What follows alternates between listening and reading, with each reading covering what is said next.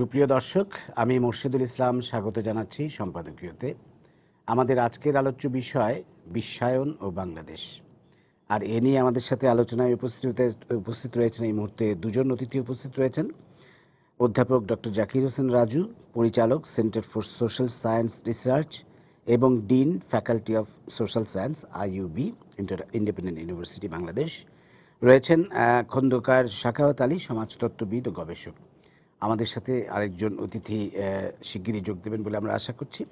প্রিয় দর্শক, আপনাদের বলে দিই, আপনারাও ইচ্ছে করলে আমাদের সাথে সরাসরি এই আলোচনায় অংশ নিতে পারেন।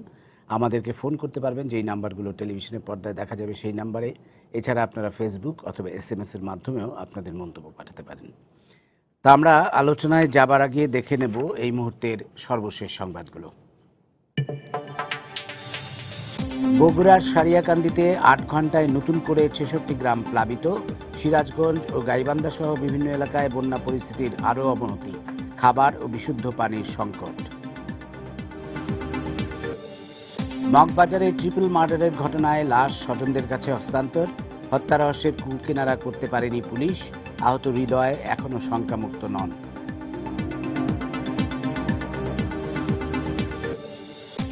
এখনও উন্মোচিত হয়নি মাওলানা ফারুকী হত্যা রহস্য। সম্ভাব্য সব কারণ সামনে রেখে তদন্ত করছে পুলিশ।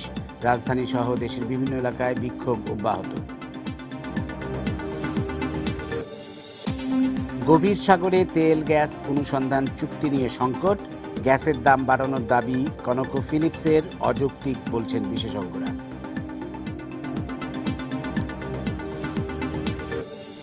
এবং পাকিস্তানের সরকার ও বিরোধী দলের মধ্যে সমঝোতার উদ্যোগ সেনাপ্রধানের। ইমরান ও কাদরির সঙ্গে বৈঠক, সমালোচনা নওয়াজ শরীফের।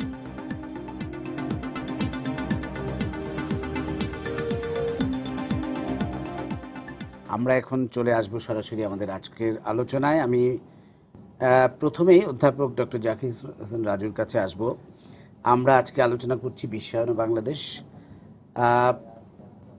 বিষয়টা সম্পর্কে আপনি যদি একটু আমাদের সহজভাবে বিশ্লেষণ করেন, যে বিশ্বায়নের ফলে বাংলাদেশ আসলে বেশ কিছু সুযোগ সৃষ্টি হয়েছে বাংলাদেশের সামনে, আবার বেশ কিছু চ্যালেঞ্জের সম্মুখীন হয়েছে বাংলাদেশ, সেগুলো নিয়ে একটু কথা বলার জন্য। এবং সম্প্রতি আপনাদের ইন্ডিপেন্ডেন্ট ইউনিভার্সিটি বাংলাদেশ এবং centre for social science research আপনারা একটি আন্তর্জাতিক কনফারেন্সের আয়োজন করেছেন।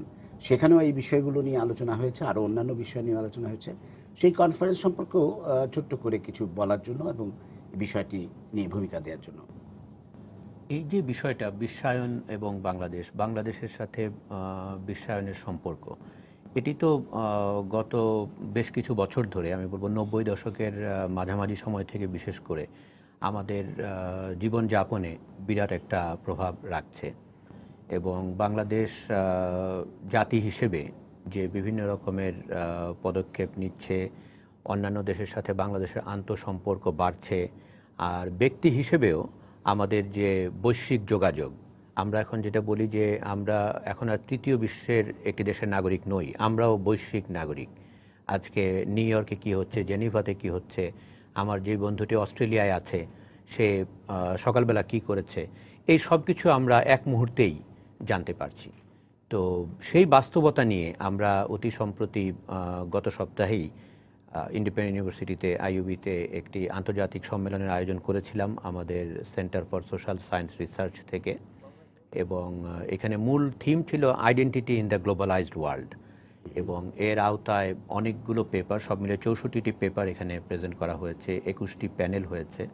তার বাইরে একটি মূল যে কিনোট সেশন, সেটিতে অধ্যাপক William van Schendel, university of আমস্টারডামের খুব খ্যাতনামা অধ্যাপক, তিনি মূল বক্তা হিসেবে সেখানে ইন্টারকানেক্টেড এশিয়া বিষয়ে বক্তব্য রেখেছেন। তো এটি খুব সফল সম্মেলন হয়েছে। আমাদের শিক্ষামন্ত্রী নুরুল ইসলাম নাহিদ সাহেব এটি উদ্বোধন করেছিলেন 23শে আগস্ট, আর উইলিয়াম ভ্যান সেন্ডেল বক্তৃতা দেন 24শে আগস্ট আমাদের বসুন্ধরায় আইইউবি ক্যাম্পাসে। 25 তারিখে এটি সমাপনী হয়। সেখানে অধ্যাপক আজাদ চৌধুরী, ইউজিসির চেয়ারম্যান এবং প্রতিমন্ত্রী, তিনি প্রধান অতিথি হিসেবে উপস্থিত ছিলেন। ধন্যবাদ। আমরা অত্যন্ত আনন্দিত যে আমাদের সাথে এই মুহূর্তে যোগ দিয়েছেন অধ্যাপক এম অমর রহমান, উপাচার্য, ইন্ডিপেন্ডেন্ট ইউনিভার্সিটি বাংলাদেশ। আপনাকে স্বাগত জানাচ্ছি আমাদের আজকের আলোচনায়। আমরা আসলে আজকে আলোচনা করছিলাম বিশ্বায়ন বাংলাদেশ নিয়ে, এবং সম্প্রতি আপনার বিশ্ববিদ্যালয়ে একটি যে আন্তর্জাতিক কনফারেন্স হয়ে গেল সেটি নিয়েও ডক্টর রাজু কথা বলছিলেন আমাদের সাথে। তা আপনার কাছে আসবো, তার আগে আমি একটু খন্দকার শাখাওয়াত আলী আপনার কাছে আসি। এই যে বিশ্বায়নের চ্যালেঞ্জ মোকাবেলায় আমরা অনেক বাংলাদেশকে অনেক কঠিন পথ অতিক্রম করতে হচ্ছে, এবং বাংলাদেশে আমরা যদি বলি যে গণতন্ত্র এবং সুশাসনের অভাব থাকা সত্ত্বেও কিন্তু বাংলাদেশ আন্তর্জাতিকভাবে আমরা যদি বলি অর্থনৈতিক এবং সামাজিক অনেকগুলো সূচকে বাংলাদেশ যথেষ্ট অগ্রগতি লাভ করেছে, যেটি যথেষ্ট বিস্ময়কর অগ্রগতি বলা যায়। তো আপনি সেই ব্যাপারগুলো যদি একটু বলেন। ধন্যবাদ আপনাকে। মূলত ডেভেলপমেন্ট প্যারাডক্স হিসেবেই বাংলাদেশকে দেখা হচ্ছে। ওয়ার্ল্ড ব্যাংকও বলছে বাংলাদেশ একটা বিস্ময়, যে এত অর্থের মধ্যে কেমন করে বাংলাদেশ আগাচ্ছে, বিশেষত পলিটিক্যাল আনস্টেবিলিটি ইস্যুসটাকে সামনে রেখে। সো গ্লোবালাইজেশনের পার্সপেক্টিভ থেকে যদি আমরা আমাদের সম্পর্কের জায়গাটা দেখি, বিশ্বের সঙ্গে আমাদের সম্পর্কের জায়গাটা দেখি, আমরা বেঁধে ফেলেছি। বিশ্ব যেমন আমাদের পর নির্ভরশীল হয়েছে, আমরাও কিন্তু বিশ্বকে জয় করে নিয়েছি তিনটি জায়গায়। পোশাক খাত, আমরা দ্বিতীয় দেশ, আমাদের নারীদের সেলাই করা কাপড়েই বিশ্বের তাবৎ মধ্যবিত্ত, প্রথম বিশ্বের মধ্যবিত্তরা নির্ভরশীল। দ্বিতীয় হচ্ছে শ্রমবাজারের জায়গা থেকে আমরা, আমাদের সবচেয়ে বড় আইটি হয় কিন্তু মানব সম্পদের পাঠিয়ে, আনস্কিল লেবার ফোর্স দিয়েই কিন্তু আমরা রেমিটেন্স আনছি, যেটি আমাদের স্মরণকালের সবচেয়ে বড় সঞ্চয়টি জাতীয় পর্যায়ে ঘটেছে। আমরা এ দুটো জায়গা একেবারে প্রত্যক্ষভাবেই কিন্তু নির্ভরশীলতা আন্তর্জাতিক গ্লোবালাইজেশনের একেবারে সরাসরি অর্থনৈতিক সম্পর্কের জায়গাতে। আরেকটি জায়গায় যদি আপনি দেখেন বাংলাদেশের, সেটি হচ্ছে ডেভেলপমেন্টের ডিসকোর্সে, মানে উন্নয়নের পরিপ্রেক্ষিতে বাংলাদেশ বিশ্বের সবচেয়ে বড় এনজিও প্রতিষ্ঠানটি বাংলাদেশে এখন, ব্র্যাক। এবং আরেকটি জায়গায় সেটা হচ্ছে দারিদ্র্যের জায়গা থেকে, এমডিজি পার্সপেক্টিভ থেকে যদি আমরা বাংলাদেশকে দেখি, বাংলাদেশ এমডিজিতে সবচেয়ে ভালো করেছে এবং বাংলাদেশকে মডেল হিসেবে আমরা গ্রহণ করছি, এবং এমডিজির পরে আমি কাজ করছি মানে পোস্ট এমডিজি নিয়ে। সেই জায়গায়ও বাংলাদেশে কিন্তু একটা অহংকারের জায়গা তৈরি করেছে, ট্র্যাক রেকর্ড তৈরি করেছে। সো বাংলাদেশের কাছ থেকে অন্যরা শিখবে, এরকম একটা পরিস্থিতি কিন্তু সমস্ত অর্থের মধ্যে দিয়ে বাংলাদেশ তৈরি করতে পেরেছি আমরা।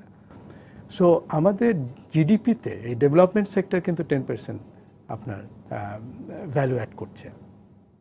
আরেকটি জায়গায় সেটি হচ্ছে পিস কোর। আপনি দেখেন আমরা কিন্তু শান্তির প্রতীক হিসেবে বিশ্বতে ব্র্যান্ড করতে পারি বাংলাদেশকে, যেই জায়গাটা আমাদের সেনাবাহিনীর বন্ধুরা সে ট্র্যাক রেকর্ডটি তৈরি করেছে। আফ্রিকার প্রত্যন্ত অঞ্চলে যে শুধু শান্তি প্রতিষ্ঠা করেনি, তাদের মনও জয় করেছে, যেখানে কেউ কেউ আমাদের ভাষাকে, আমাদের গানকে তাদের মানে সাংস্কৃতিকভাবে গ্রহণ করেছে আমাদের প্রতি কৃতজ্ঞতার জায়গা থেকে। সো বাংলাদেশ গত 40 বছরে স্বাধীন হওয়ার পরে আন্তর্জাতিকভাবে প্রচণ্ডভাবে নিজেকে সম্পৃক্ত করেছে। আর দুটো তথ্য দিয়ে এই যাত্রায় আমি থামব। আরেকটি হচ্ছে 70 দশকের মাঝামাঝি পর্যায় থেকেই বাংলাদেশের মেধাবী মানুষরা ছড়িয়ে গেছে পৃথিবীর নানা প্রান্তে, এবং বাঙালির মেধার উপর সত্যিকার অর্থে আস্থা রাখার একটা জায়গা মনে হয় আমরা তৈরি করতে পেরেছি। আপনি রিসেন্টলি যদি দেখেন যে অনেকগুলো কি জায়গাতে কিন্তু বাংলাদেশ চলে গেছে, সেই জায়গাতে আমরা কিন্তু 1 কোটি জনগোষ্ঠী যারা শুধু যারা দেশের বাইরে কাজ করছে, বাইরে পড়াচ্ছে, বাইরে গবেষণা করছে, এবং শ্রমবাজারে তো আছেই। আরেকটি জিনিস সেটি হচ্ছে যে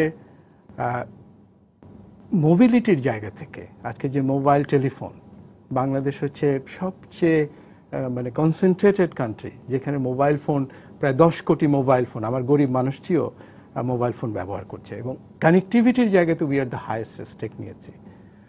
আমি একটি তথ্য দিয়ে গৌরবোধ করি যে বাঙালি যে 210টি দেশে চলে গেছে তার একটি প্রমাণ হচ্ছে আমাদের বহুল প্রচারিত যে সংবাদপত্রটি প্রথম আলো।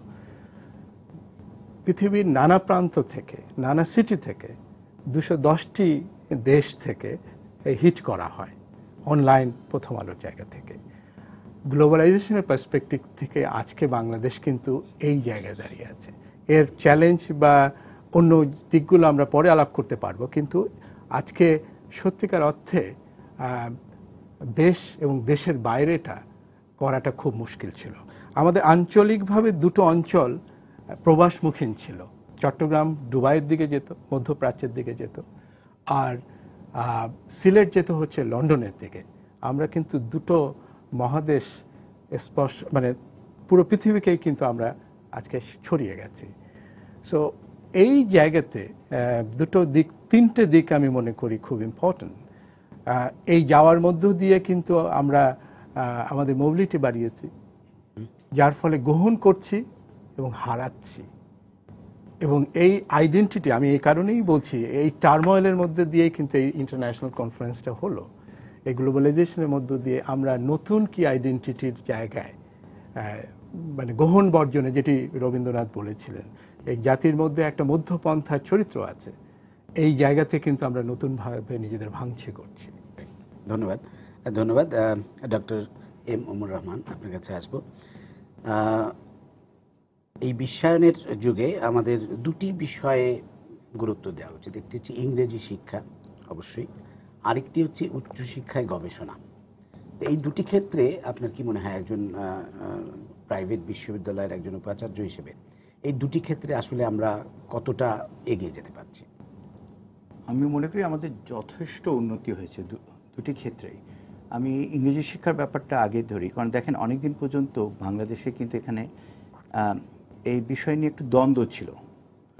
আমাদের খুব উজ্জ্বল একটা ইতিহাস, আমাদের বাংলা ভাষা আমাদের ইতিহাসের সাথে একদম ওতপ্রোতভাবে জড়িত, কিন্তু তার মানে না যে আমরা আরেকটা ভাষা শিখবো না, বা ওটা শিখতে গিয়ে যে আমাদের বাংলা ভাষার উপরে যে এটা একটা নেতিবাচক প্রভাব পড়বে। আনফর্চুনেটলি আমি বলবো যে অনেকদিন পর্যন্ত কিন্তু এই মানসিকতাই কিন্তু বিরাজমান ছিল বাংলাদেশে, যে বাংলাকে প্রাধান্য দিতে হলে ইংরেজিকে মানে সরিয়ে নিতে হবে। আমি বলবো যে গত এক দশকে কিন্তু আমরা এখান থেকে সরে এসেছি কিছুটা বিশ্বায়নের একটা চাপে। আর আমার কাছে একটা খুব ভালো একটা উদ্ধৃতি, যেটা সবসময় আমার মনে হয়, যেটা যে ইংরেজি একটা ভাষা না, এটা একটা প্রযুক্তি। যদি আমরা ওইভাবে যদি চিন্তা করি যে কোনো নতুন প্রযুক্তি আমরা অ্যাডপ্ট করার জন্য আমরা কিন্তু আগ্রহী, তো ইংরেজিকে যদি আমরা ওইভাবে যদি চিন্তা করি, কিন্তু আগে যেভাবে চিন্তা করেছে যে ইংরেজি শিখতে গিয়ে যে মানে যেটাকে বলা হয় জিরো সাম গেম, যে ইংরেজি শিখতে গিয়ে বাংলা কিন্তু বিলীন হয়ে যাবে, এটা কিন্তু সত্যি না।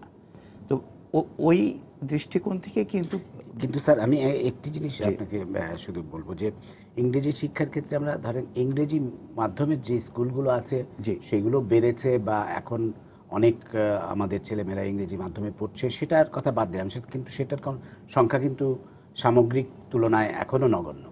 সাধারণ স্কুল পর্যায়ে ইংরেজি শিক্ষাটা আসলে কি সেইভাবে কতটা হচ্ছে আপনার মনে হয়?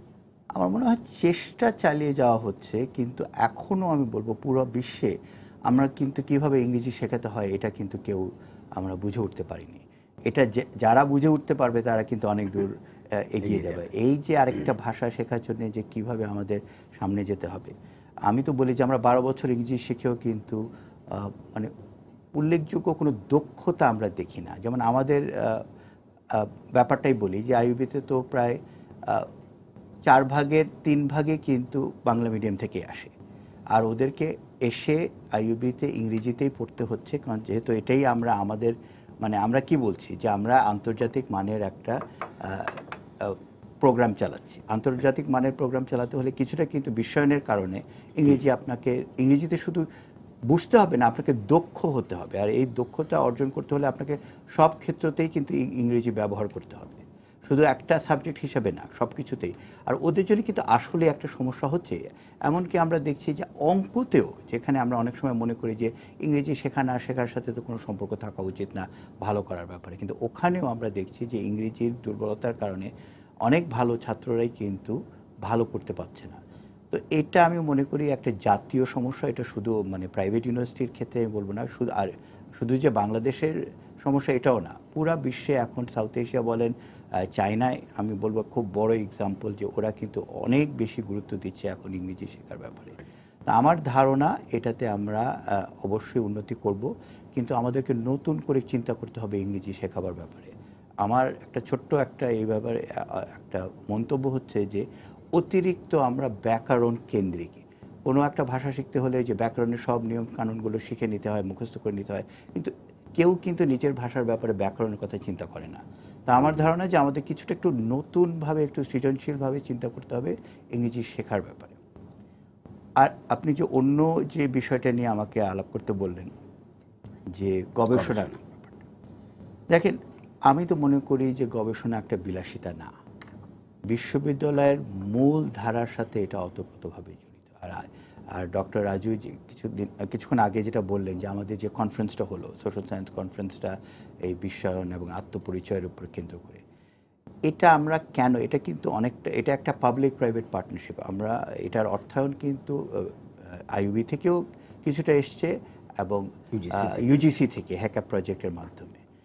আর যেটা আমি মনে করি সবাই খুব অ্যাপ্রিসিয়েট করেছে, মাননীয় শিক্ষামন্ত্রীও যেটা উনি ওনার বক্তৃতায় বললেন যে এই প্রথমবার মতো একটা প্রাইভেট ইউনিভার্সিটি কিন্তু একটা জায়গায় একটা ফোকাস দিয়েছে।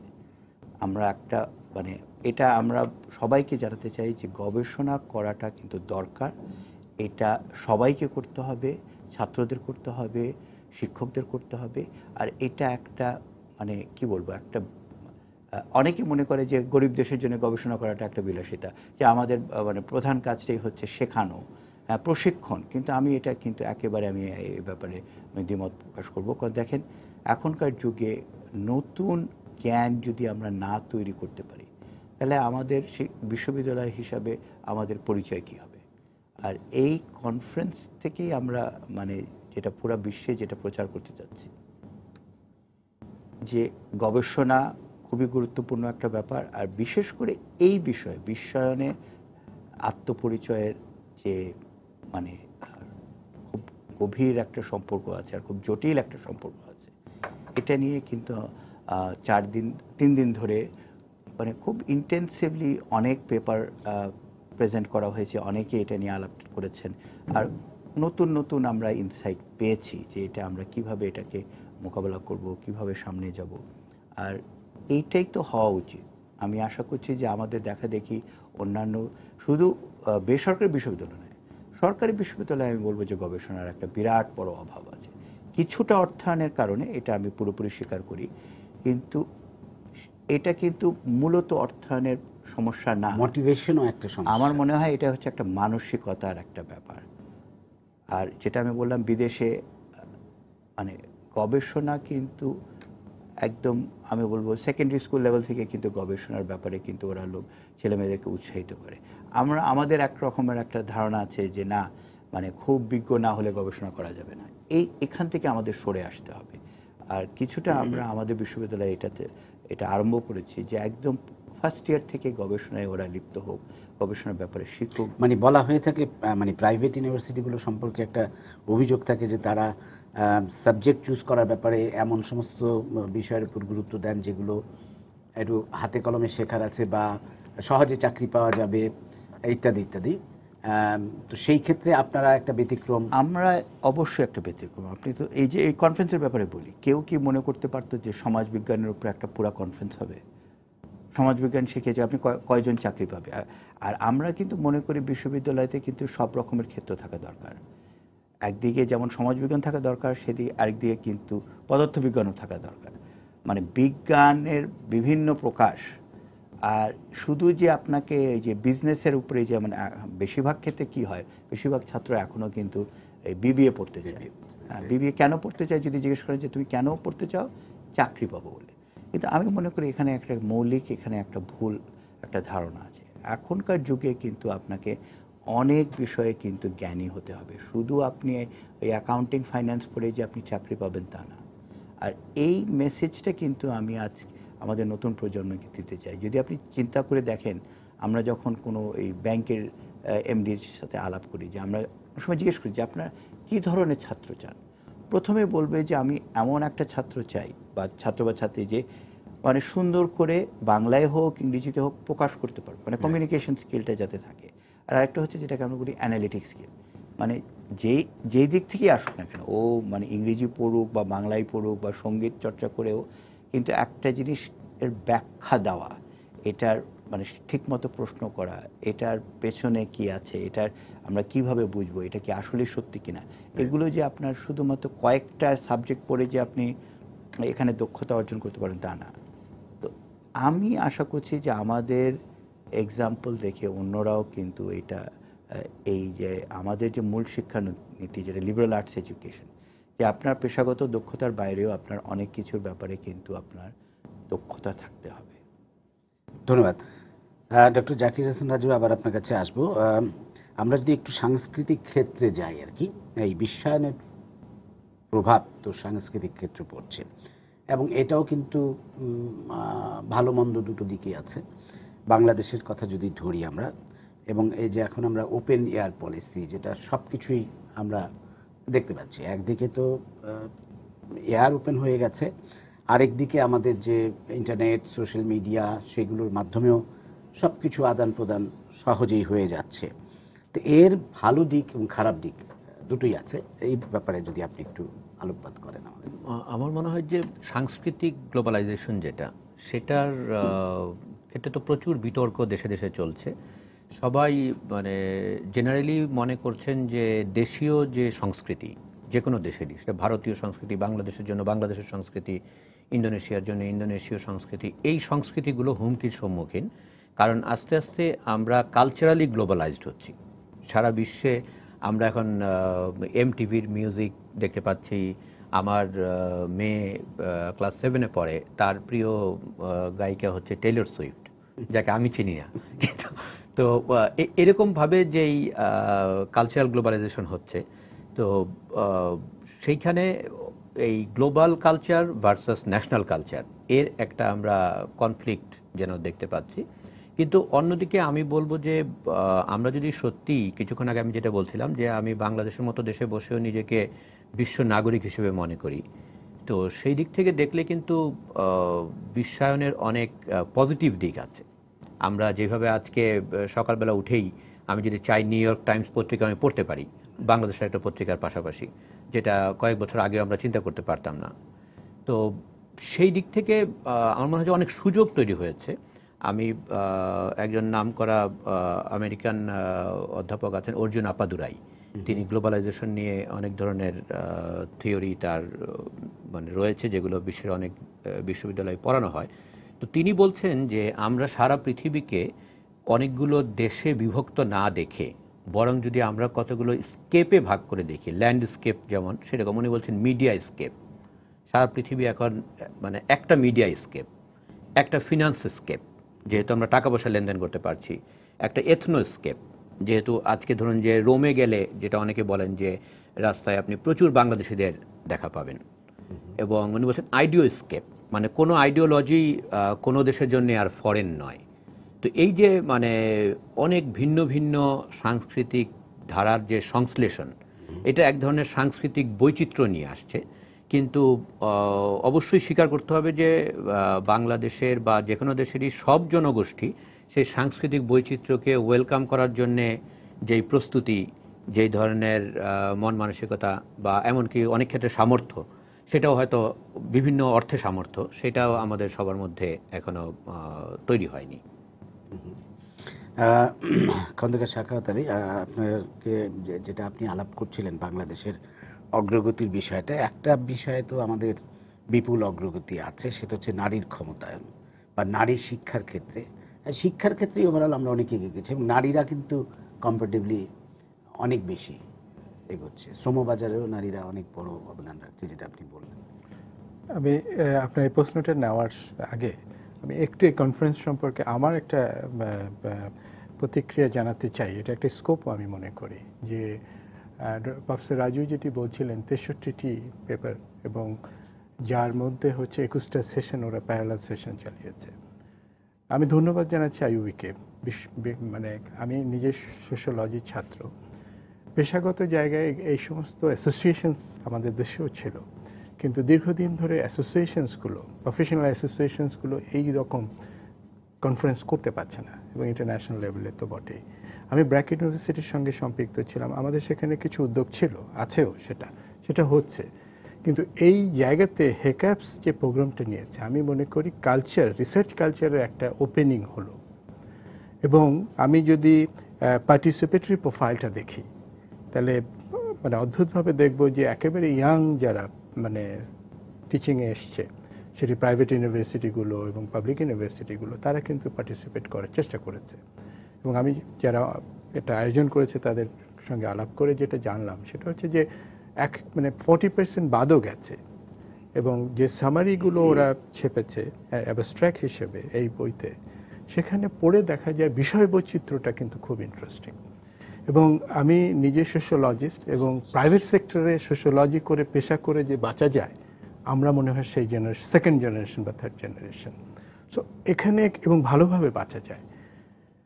এই জায়গাটায় যেটা প্রফেসর ওমর বলছিলেন, যে আমাদের দেশের রিসার্চ কালচারের জায়গাটা কিন্তু এখন আসতে হবে। এবং গ্লোবালাইজেশনে সবচেয়ে বড় অ্যাডভান্টেজ হচ্ছে এই প্রতিযোগিতার মধ্যে নিজেকে সেট করতে পারা, এবং সেখানে ইনফরমেশন হচ্ছে সবচেয়ে বড় ব্যাপার।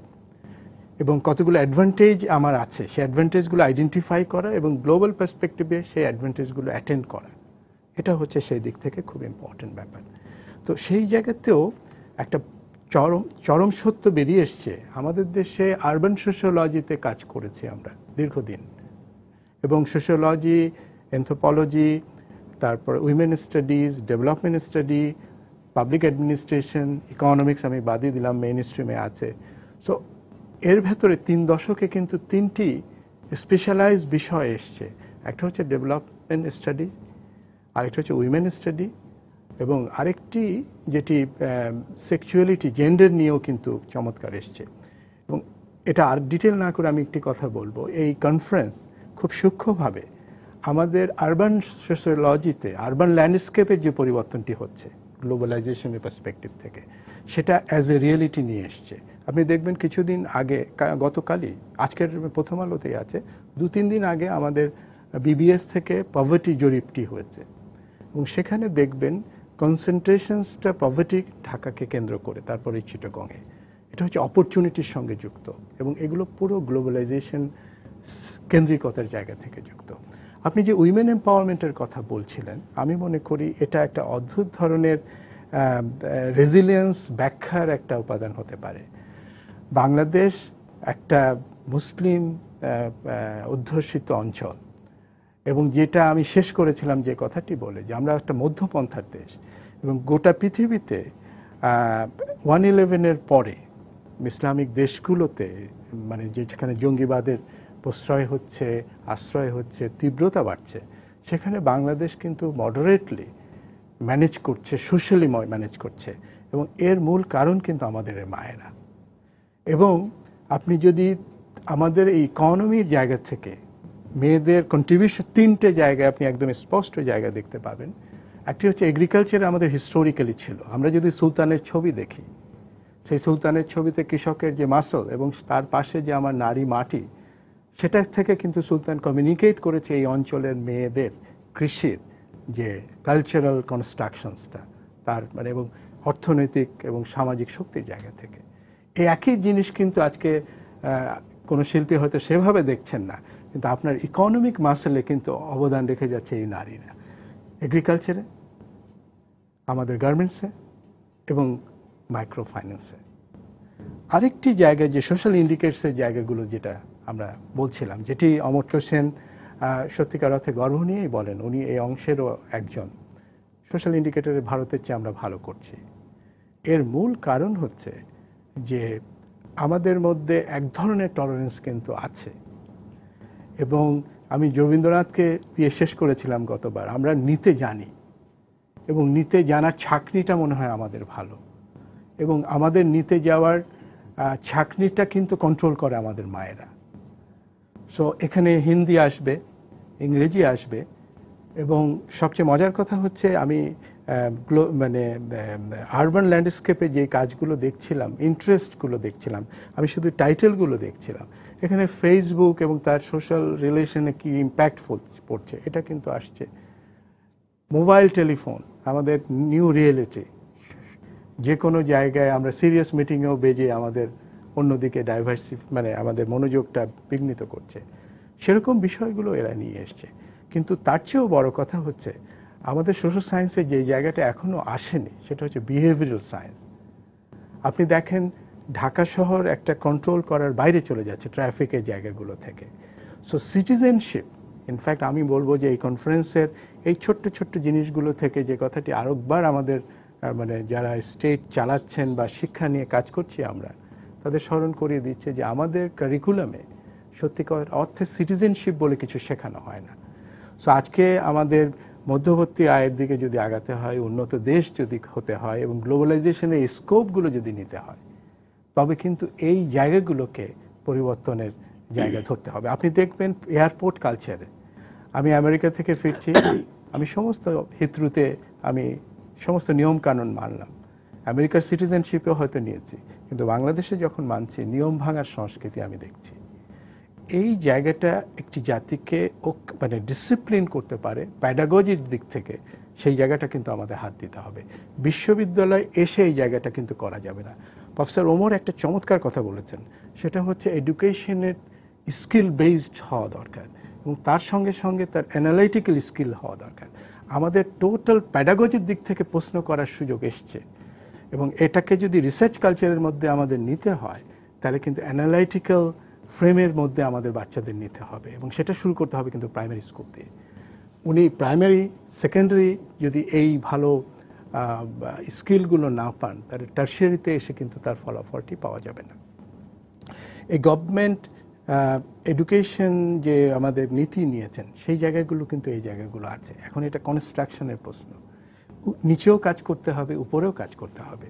আমি এটিকে একটা ভালো ওপেনিং বলবো এবং প্রফেসর ওমরকে আমি ব্যক্তিগতভাবে জানি, উনি গবেষণা বান্ধব মানুষ এবং হার্ভার্ডে পড়া, একেবারে এক্সপোজার তার আছে। সো শুরু করতে হয় ছোট জায়গা থেকে, ওনারা শুরু করেছিলেন, সেইটাকে অভিনন্দন জানাচ্ছি এবং সেই সঙ্গে এটার ধারাবাহিকতা হচ্ছে বাংলাদেশের চ্যালেঞ্জ। আমরা শুরু করি বড়ভাবে এবং বড় আয়োজন করে বড় সাফল্যের সঙ্গে, কিন্তু চ্যালেঞ্জটা থাকে প্রতিনিয়ত সেটাকে টেনে চলা। সো উনি প্রতি বছর এটিকে করার সুযোগ দিয়েছেন, সুযোগ নেবেন বলেছেন। আমি মনে করি প্রাইভেট পাবলিক পার্টনারশিপের জায়গা থেকে এই একটিকে যদি মানে মানে ফোকাস করে যদি আমরা অন্তত 10টি বছর এটা কন্টিনিউ করে যেতে পারি, আমাদের রিসার্চ কালচারে একটা বড় ধরনের পরিবর্তন আসবে। আমি শেষ করব একটি কথা বলে, আমি একেবারে মনোযোগ নিবিষ্ট করছি এই কনফারেন্সের জায়গা থেকে। আমি যখন ওখানে গিয়েছিলাম, আমার নিজের স্মৃতিতে আছে, গ্রামীণে একটা প্রোগ্রাম আমরা চালাতাম পভার্টি ফোকাস করে এবং প্রায় 5 বছর একটা ফান্ডিং ছিল। সো আমরা জ্ঞান মেলা বলে, নলেজ ফেয়ার বলে একটি জিনিস করেছিলাম। তো এ ধরনের কনফারেন্স যেটি হয় সেটি হচ্ছে একটা নলেজ শোকেস, অর্থাৎ কে কি কাজ করেছে সেই কাজটি প্রদর্শন করার একটা আয়োজন, যেটা আমরা ফিল্ম ফেস্টিভ্যাল করি, কালচারাল ফেস্টিভ্যাল করি। জ্ঞানেরও এই রকম একটা আনন্দের সমাবেশ হওয়া দরকার, যেখানে পরস্পরকে পরস্পর চ্যালেঞ্জ করবে ডিসকোর্স লেভেলে এবং সেখান থেকেই কিন্তু নতুন নতুন জিনিস বেরিয়ে আসবে। 3টি গ্রুপসকে আমরা এখানে পেয়েছি, ইয়াং শিক্ষক এবং যারা সত্যিকার অর্থে সোশ্যোলজিস্ট, অ্যানথ্রোপোলজিস্ট বা বিভিন্ন ডিসিপ্লিনে ভালোভাবে দাঁড়িয়ে আছেন তারা ছিলেন এবং পিএইচডি করছেন সেরকম ফেলোরাও এসছেন এবং বাইরেরও বেশ মিক্স দেখেছি। সো এই ক্রাউডটাকে আমি মনে করি এক ধরনের সত্যিকার অর্থে আমাদের বাংলাদেশকে সহ বিশ্বকে সমসাময়িকতার জায়গা থেকে নিজেদের পরিচয় খোঁজার জন্য এক ধরনের অনুপ্রেরণা যোগাবে এবং আমি তো মনে করি এখান থেকে 5-10 জনও যদি রীতিমতো গবেষক হয়ে যায়, আউটপুটটা সফল হবে।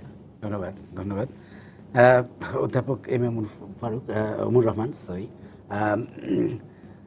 প্রাইভেট ইউনিভার্সিটি নিয়ে অনেক কথা হয়, আমরা দেখেছি এর আগে টিআইবির একটা গবেষণা রিপোর্টও আমরা দেখেছি, কিন্তু আমরা এটা তো অস্বীকার করার উপায় নেই যে প্রাইভেট ইউনিভার্সিটিগুলোর মধ্যে বেশ কিছু প্রাইভেট ইউনিভার্সিটি অত্যন্ত মানসম্পন্ন এবং সেগুলো আমাদের শিক্ষায় একটা গুরুত্বপূর্ণ ভূমিকা রেখে যাচ্ছে। আজকে আমাদের অনেক স্টুডেন্ট প্রাইভেট ইউনিভার্সিটি পড়ছে এবং প্রাইভেট ইউনিভার্সিটিতে পড়ার সংখ্যা পাবলিক ইউনিভার্সিটির সংখ্যার চেয়ে অনেক বেশি এবং তার মধ্যে গুণগত মানসম্পন্ন বিশ্ববিদ্যালয় তো আছেই, যার মধ্যে আপনার বিশ্ববিদ্যালয় অবশ্যই এটি সবাই স্বীকার করবেন, গুণগত মানসম্পন্ন একটি বিশ্ববিদ্যালয় এবং প্রথম দিককার যে কয়েকটি বিশ্ববিদ্যালয় হয়েছিল তার মধ্যে একটি।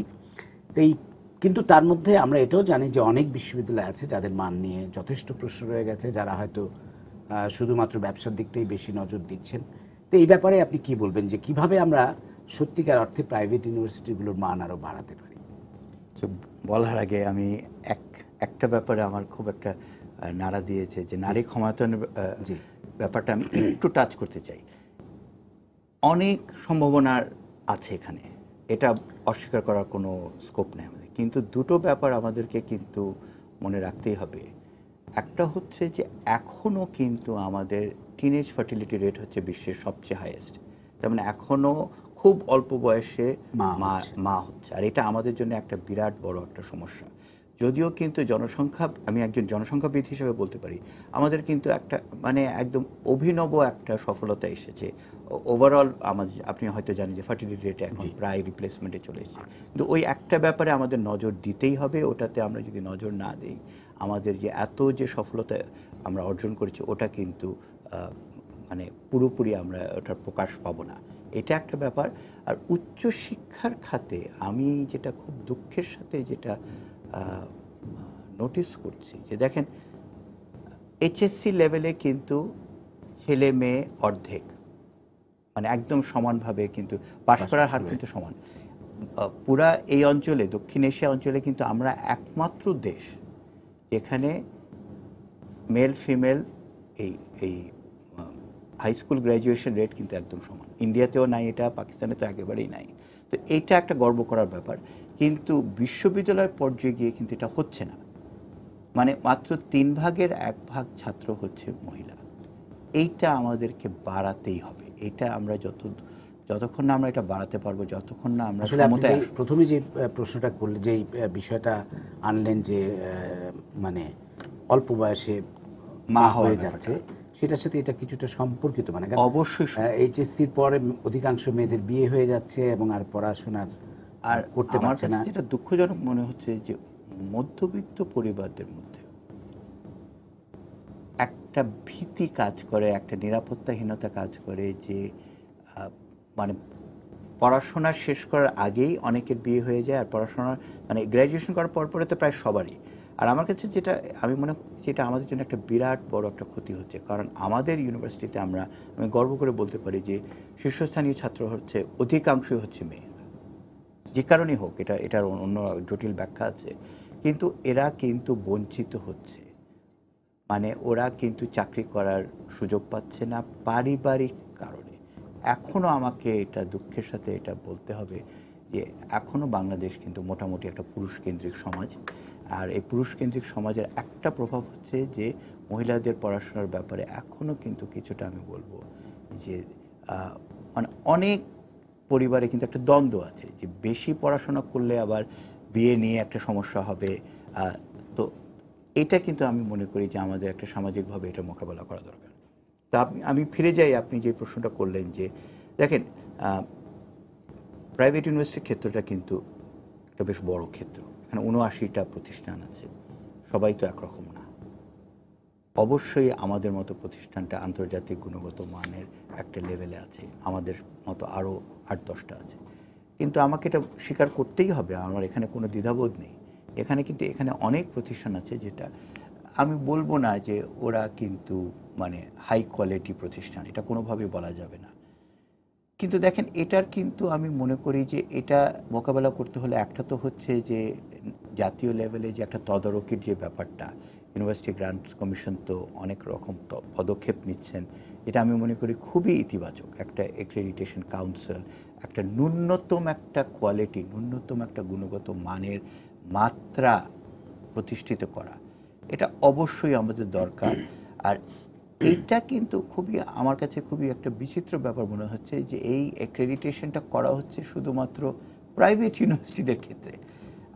আমার এটা বলতেই হবে যে দেখেন পাবলিক ইউনিভার্সিটির ক্ষেত্রটাও তো বেশ বড়, এখানে ৩৫টা পাবলিক ইউনিভার্সিটি আছে, সবাই কিন্তু ঢাকা ইউনিভার্সিটির বুয়েট না। তো এটাও আমাদেরকে, আমি মনে করি যে আমাদের প্রথমেই একটা কৃত্রিম বিভেদ চলে এসছে এই আলাপে, যে অর্থায়নের উপরে বেস করে যে পাবলিক না প্রাইভেট, এটা কিন্তু আমি মনে করি বড় ব্যাপার না। আমাদের পুরা ক্ষেত্রটাকে, উচ্চশিক্ষার ক্ষেত্রটাকে খুব নজর দিয়ে দেখতে হবে। বিশ্বায়নের যুগে কিন্তু আমাদের ওই মানে কি বলবো স্কোপ নাই যে হ্যাঁ আমরা যদি এটা তো খুবই একটা প্রতিদ্বন্দ্বিতামূলক একটা মঞ্চে আছি আমরা। আমাদের ছেলেমেয়েরা শুধু বাংলাদেশি ছেলেমেয়েদের সাথেই যে কম্পিট করছে তা না, ওরা ব্রাজিলের ছেলেমেয়েদের সাথে কম্পিট করছে, আমেরিকার ছেলেমেয়েদের সাথে কম্পিট করছে। তার মানে ওদের বিশ্বমানের একটা জায়গায় আসতে হবে। এটা অবশ্যই পাবলিক প্রাইভেট পার্টনারশিপ ছাড়া হবে না। ঠিক যেমন আপনি বললেন যে অধিকাংশ ছাত্র, অনেকে হয়তো বাংলাদেশে এটা জানেন না যে এখন অধিকাংশ ছাত্রই কিন্তু প্রাইভেট ইউনিভার্সিটিতে পড়ছে। এটা কিন্তু একটা অভিনব 61% অভিনব একটা পরিবর্তন। 20 বছর আগে তো কোনো প্রাইভেট ইউনিভার্সিটি ছিলই না। তো আমাদের যে রকমের একটা এক্সপোনেনশিয়াল গ্রোথ হয়েছে, অনেকে মনে করেন যে বেশি প্রাইভেট ইউনিভার্সিটি হয়েছে। আমি কিন্তু এটার সাথে একেবারে একমত না। কারণ আমাদের চাহিদার তুলনায় এই যে দেখেন 10 লাখ ছাত্র এইচএসসি পরীক্ষা দিয়েছে, আমাদের হিসাব অনুযায়ী জনসংখ্যাবিদ হিসাবে আমরা কতগুলো মডেল করেছি যে আরো সামনের 10 বছর এটা দ্বিগুণ হবে। তো এত ছাত্রদেরকে আমরা কিভাবে অ্যাকোমোডেট করব? পুরা সেক্টরকে তো মানে এটা তো প্রসারিত করতেই হবে।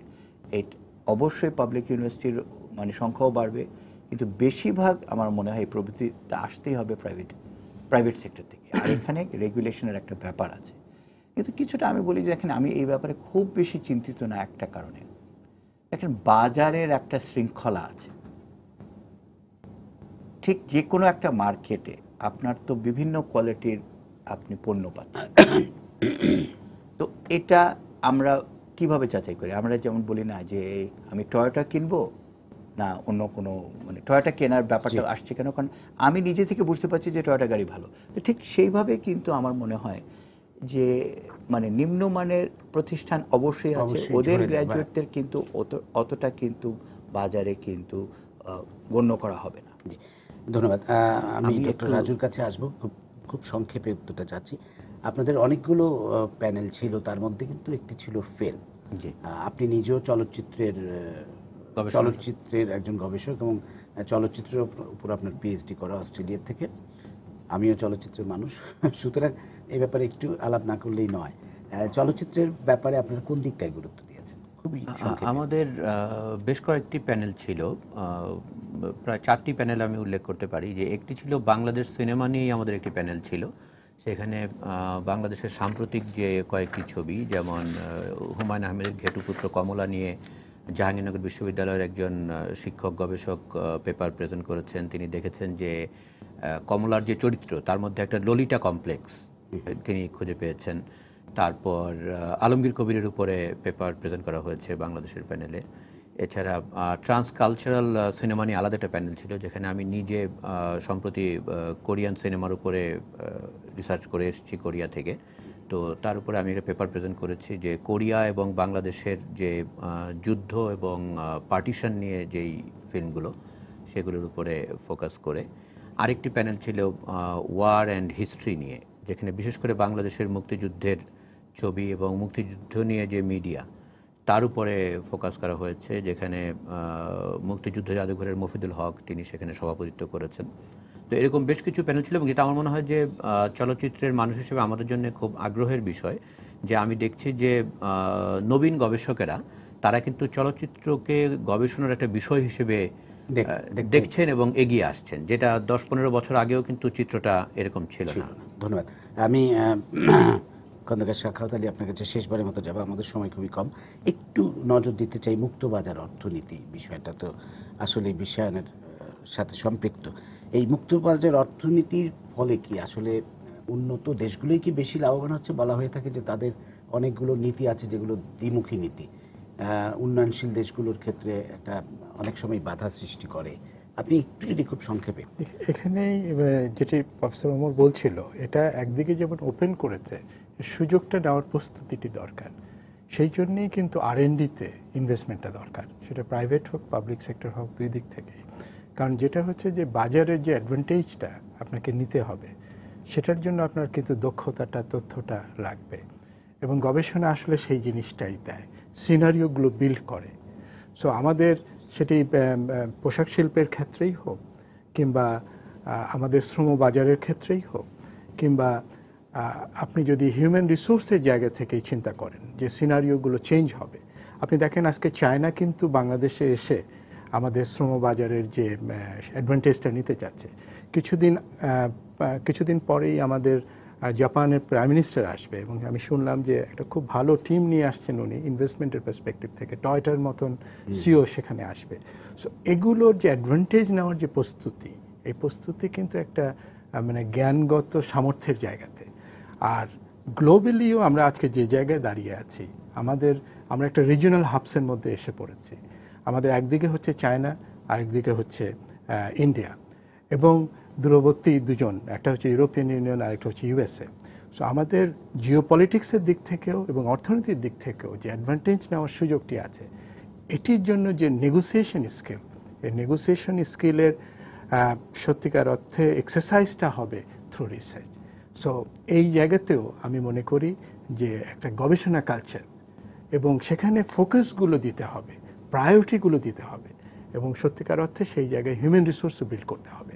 সো আমাদের প্রাইভেট ইউনিভার্সিটিগুলো সেখানে আর আজকে ওই শ্রেণী বিভাজন, যেটা আমি মনে করি যে সুযোগগুলো কম, কম্পিটিটিভ পজিশনের মধ্যে দিয়ে এক্সেলেন্স, সেন্টার অফ এক্সেলেন্স হয়ে ওঠার সুযোগ তৈরি হবে, সেটা প্রাইভেট ইউনিভার্সিটি, পাবলিক ইউনিভার্সিটি উভয় জায়গাতেই। এবং এই সুযোগটা আমরা যত ভালোভাবে নিতে পারবো, আমাদের সিদ্ধান্তগুলো তত ভালো হবে, যেটি আমাদের অর্থনীতিতে ধন্যবাদ আপনাদের সবাইকে আন্তরিকভাবে ধন্যবাদ জানাচ্ছি আজকের চমৎকার একটি আলোচনা আমাদের দর্শকদের উপহার দেওয়ার জন্য। প্রিয় দর্শক, সবাইকে শুভেচ্ছা জানিয়ে শেষ করছি আজকের সম্পাদকীয়। আগামীকাল আবারও দেখা হবে রাত 10টায়। দেখার আমন্ত্রণ রইল। শুভরাত্রি।